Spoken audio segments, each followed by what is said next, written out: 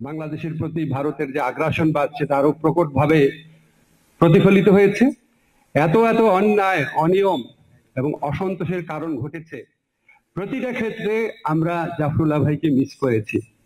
মনে হয়েছে জাফরুল্লাহ ভাই যদি থাকতো এই সমস্ত কিছুর প্রতিবাদ আরো অনেক জোরালো ভাবে হতো।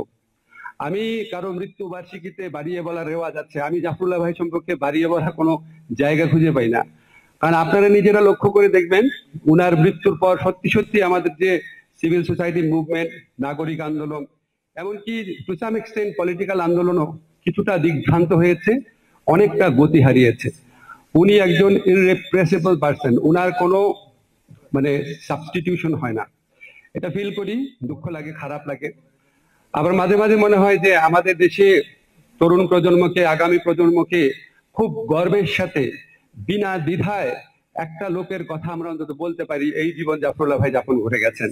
রেজওয়ানা একটু আগে বলেছেন জাফরুল্লাহ ভাই আজীবনের মুক্তিযোদ্ধা। আমি ওনার সম্পর্কে অনেক আগের থেকেই বলি, জাফরুল্লাহ ভাই হচ্ছে মুক্তিযুদ্ধের চেতনা। মুক্তিযুদ্ধের সঠিক চেতনা কি, এটা জাফরুল্লাহ ভাইকে দেখে বুঝতে হবে। উনি শুধু ৭১-এ মুক্তিযুদ্ধ করে থেমে যায় নাই, ওনার মুক্তিযুদ্ধ জীবনের শেষ দিন পর্যন্ত ছিল।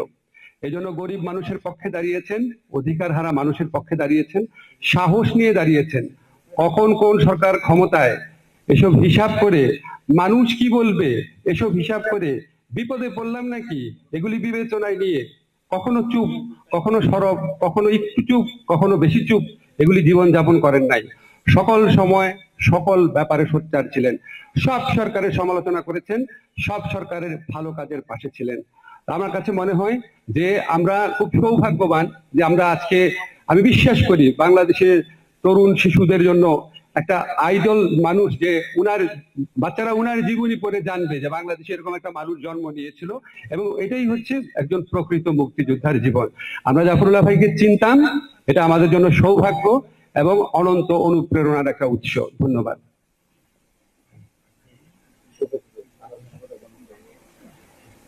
এখন বক্তব্য রাখার জন্য আহ্বান করছি গণফোরামের সাধারণ সম্পাদক অ্যাডভোকেট সুব্রত চৌধুরী। এখন বক্তব্য রাখবেন অ্যাডভোকেট সুব্রত চৌধুরী।